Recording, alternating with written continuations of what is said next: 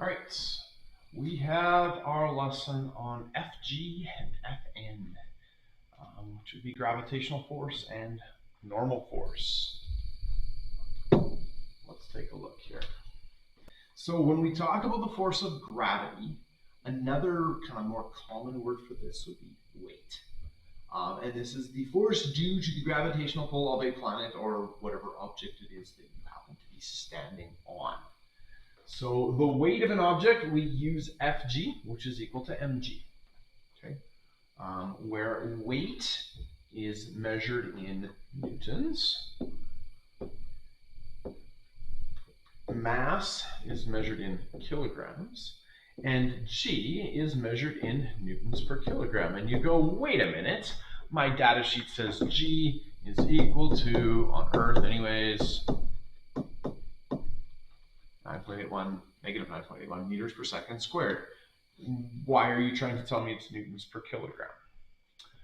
Well, let's just think for a moment here, shall we?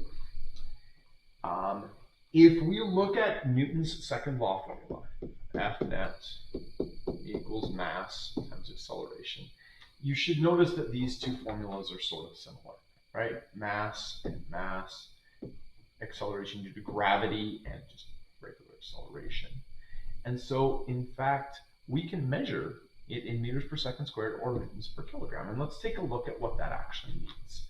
So if I look and say, okay, units for F net, mass measured in kilograms, acceleration measured in meters per second squared. So the units for a newton, right, as a unit is the same as a kilogram meter per second squared.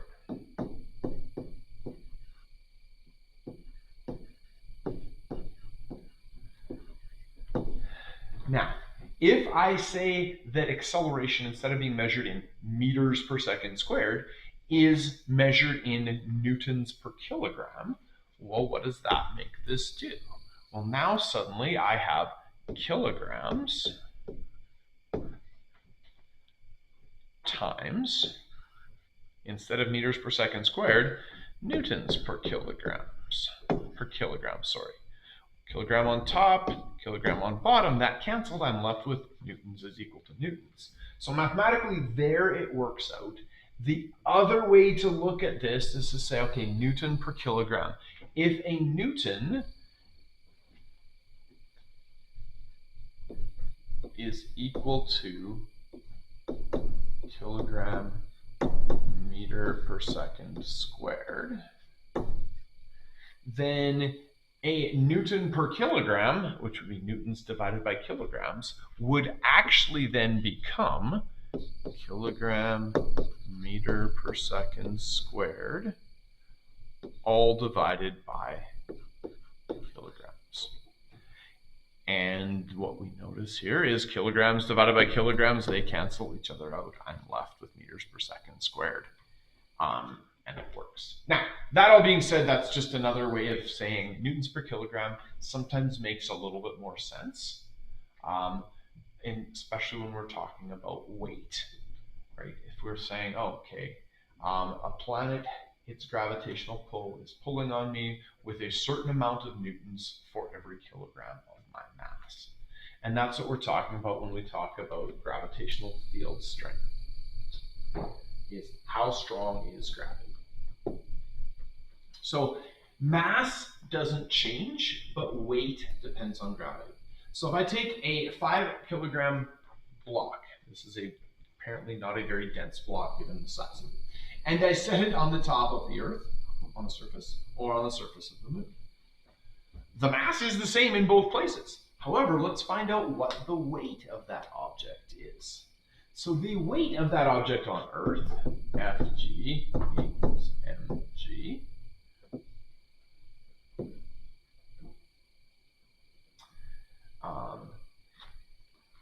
what I should just say, normally, we are talking here in terms of vectors. Notice that we've got this as 9.81. The hidden assumption here is that down, when we talk about weight, is positive, and I suppose that would mean up is negative. Um, you can think about it that way, or you can also, and this is what we're going to be using later on, you could also think, well, really, we're just caring about the absolute value. We don't care about positive or negative, we're caring about the magnitude of the weight, because the assumption with weight is that it is down, and so we don't really need to worry about the direction when it comes to weight, at least not when it's just weight that we're dealing with. So the magnitude of Fg is equal to, in this case, 5.0 kilograms multiplied by 9.81 newtons per kilogram. Fg, then I can do this multiplication on my calculator. It should be around 49, I think. 49.05, which to sig digs is going to round to 49 newtons. So on the Earth, that 5 kilogram mass has a weight of 49 newtons. On the Moon, gravitational field strength is much smaller. Fg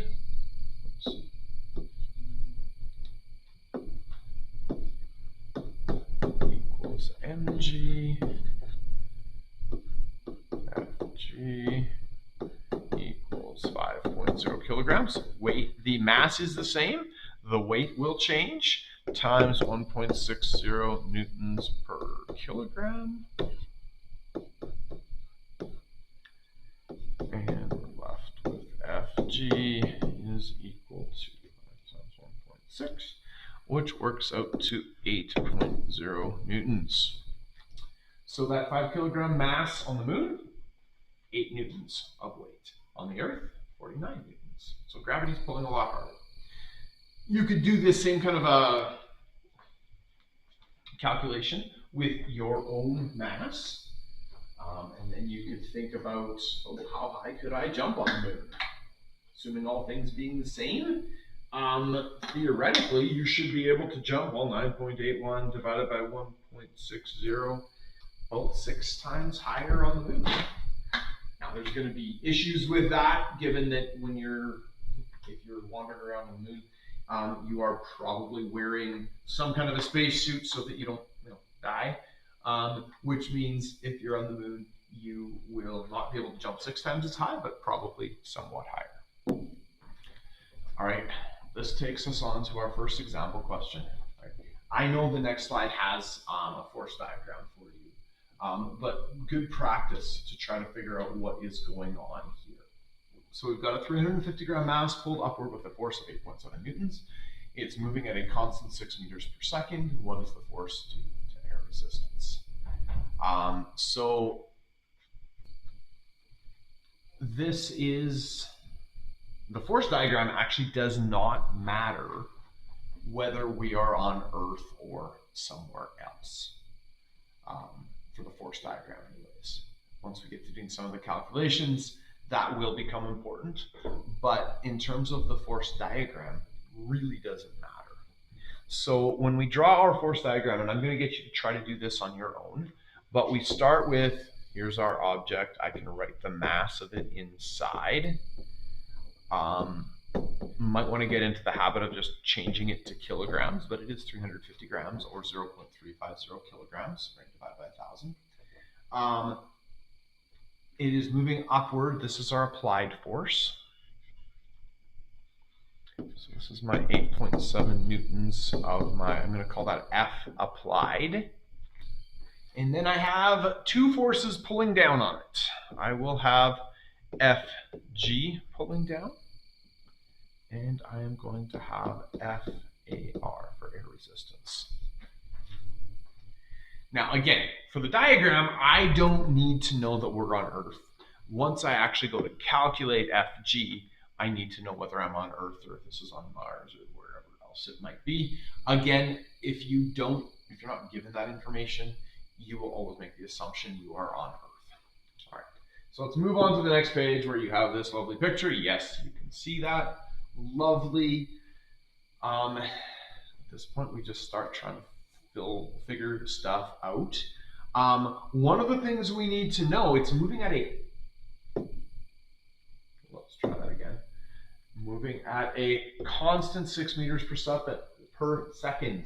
This means this is a Newton's first law, which means F net equals 0, which means the sum of all the forces is not going to be anything. It will be 0. This means that F applied, or just F that I've got there, plus F AR plus FG equals 0. In this case, actually, not just the magnitude of the force of gravity, but the direction also matters. And so again, up, down. And now let's just do a little bit of math. We eventually want to get FAR by itself. So I'm going to subtract F applied from both sides, and I'm going to subtract FG from both sides.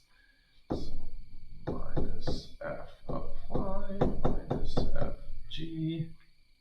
And we're left then with force of air resistance is equal to 0 minus, and you know what, 0 minus something is just the something, equal to negative F applied minus FG.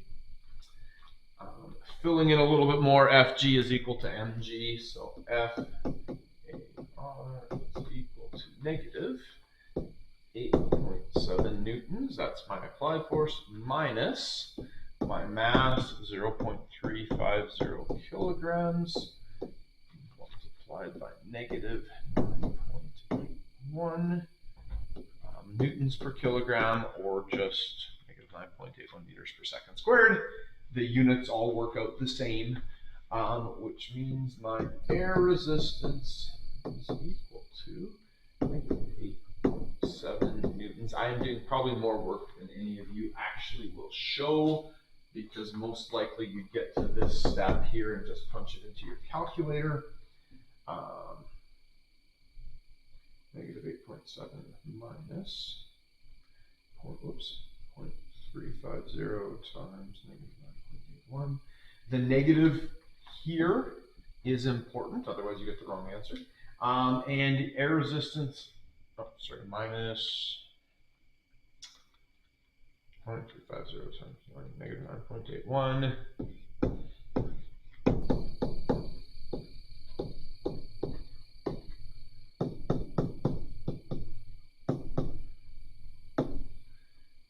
Looking back at sig digs, it's going to be 2 negative 5.3 newtons. So air resistance is 5.3 newtons if it's just asking for the magnitude. If we're looking at directions, it is resisting motion, it's downward. And there is my final answer. Okay, so that takes care of the force of gravity. Now we're going to talk about normal force.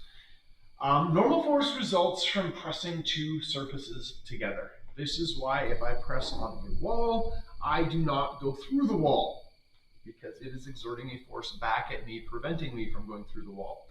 If I can push on the wall hard enough that I do go through the wall, that means that my applied force was greater than the normal force that that wall is able to respond with. Now, the thing with the normal force is it is what is preventing you going through. So assuming that you are not falling through your chair or pushing through the wall, it means that it is the force that it's able to resist you pushing on it, or you sitting on it, or you jumping on it, depending on what the it is. All right, but if these two surfaces pressing together, it will always be at most equal to the force that is put on it. It will never be more than that force. So it's not like I try to sit down on a chair and it pushes me upward with more than my own weight. It'd be pretty cool. I could go floating then, but that's not how it works. So we can actually measure normal force by a quote-unquote weigh scale, like a spring scale like this one here. It is measured in newtons though, not in pounds or sometimes kilograms. It is measured in newtons. And one of the ways that we sometimes will actually see questions like this is, imagine you are in an elevator and you're standing on a weigh scale, because everybody does that. You bring a weigh scale. No, you don't actually, but maybe next time you go to someplace with an elevator, you could bring a weigh scale with you and see how many funny looks you get. Normal force is always perpendicular to the surface. So this ladder has two normal forces acting on it. The ground pushing up and the wall pushing out. The skier, my arrow is not perfect here, but if you are on a sloped surface, normal force is perpendicular to the slope. Right? And this becomes important when we get to friction and later on. Okay. So a person with a weight 700 newtons is on an elevator that is accelerating downward at 5.80 meters per second squared. If he's on a weigh scale, what is the reading in newtons? Again, bring that weigh scale with you. See how many funny looks you get in your elevator. It'll be fun. So first thing, sketch a force diagram and then state the law and the equation. So let's just take a look at the force diagram. Okay, we've got a person in the elevator. There they are on the weight scale. Normal force is pushing up on them. Fg is pushing down, but we're told that they are moving, accelerating downwards at 5.8 meters per second squared. So in this case, it is a Newton's second law situation because we have accelerated motion, which means F net is equal to mass times acceleration. And then you might go, but wait, I don't know all of the information. You're correct, you don't. Because we want to know, let's just go back to the question, it's on a weight scale. What is the rating on the weight scale in newtons? Notice that the person, we're assuming on Earth, has a weight of 700 newtons. That means Fg equals 700 newtons, right? When we talk about net force, what we're saying here is if we add up the normal force plus Fg, that's going to give us mass times acceleration. So let's actually do this. All right. We're going to use positive for up, negative for down. And what do we got going on? Well, my net force is equal to mass times acceleration. So Fn plus Fg equals ma. We eventually want to solve for Fn. And so what that means is that Fn, we're going to subtract Fg from both sides, sorry. Equals ma minus Fg.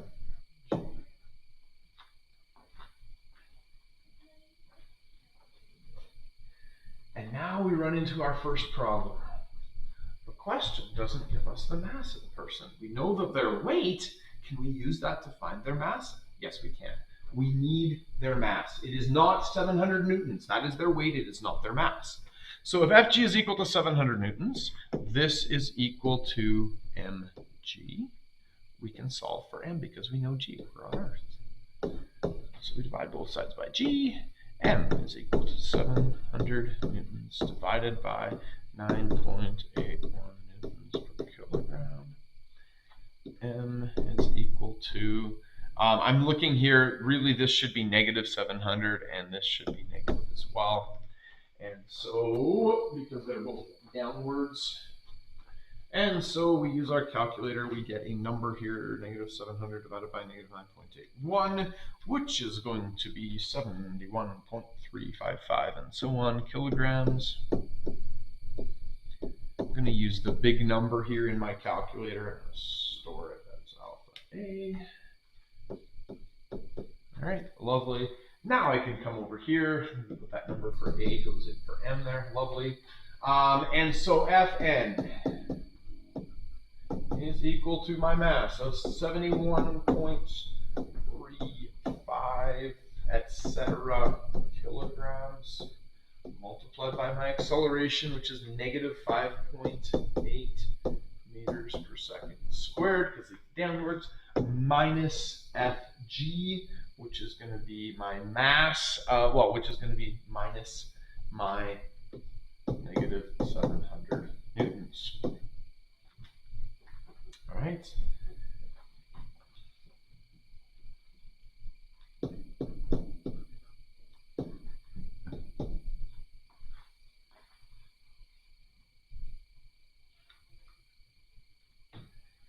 And I start plugging this in my calculator.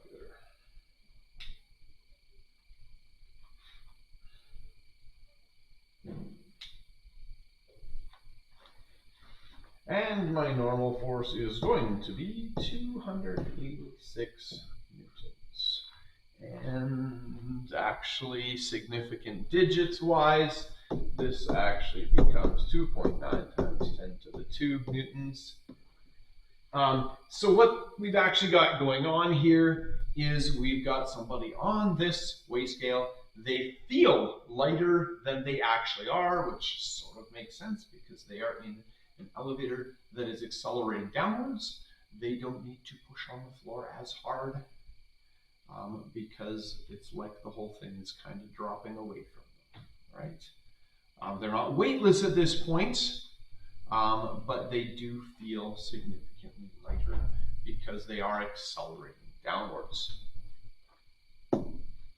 Right. So your job here, real quick, compare the weight and normal force for each person. And I've given you the answers in the notes, but I'd like you to actually think through this first. But no calculations really here are required. I do want to know, is FG bigger than FN, or sorry, is FN bigger than FG? Is it the same or is it less? There's one situation where you will find that you could do, I guess, a little bit of calculations and find out that Fn is equal to 0 for one of them. All right, so pause this and go ahead and do that. All right, once you've paused it, then you can continue on with me here. So we want to compare the weight and normal force. In this case, if we are moving at a constant speed, F net equals 0. Which means Fn and Fg have to be the same, right? Fn plus Fg equals 0. That means they are the same but in opposite directions, which means the magnitude of Fn is equal to the magnitude of Fg. They are the same. They're balanced forces because we have uniform motion. Newton's first law. Okay, what about this? We're accelerating upwards. Well, we have unbalanced forces. In this case, we are accelerating upwards. You're going to feel heavier, okay, which means Fn is going to be bigger than Fg, or at least the magnitude of Fn is bigger than the magnitude of Fg.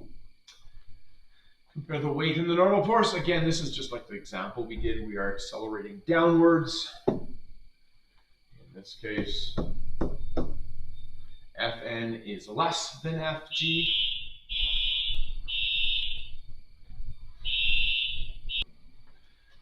Last one here, we're going to compare the weight and normal force of a person. This is not a safe elevator. We are moving downwards, accelerating downwards, I should say, 9.81 meters per second squared. Essentially, we are in free fall. And at this point, we are not actually being pushed upwards by the floor. We are just falling along with the floor.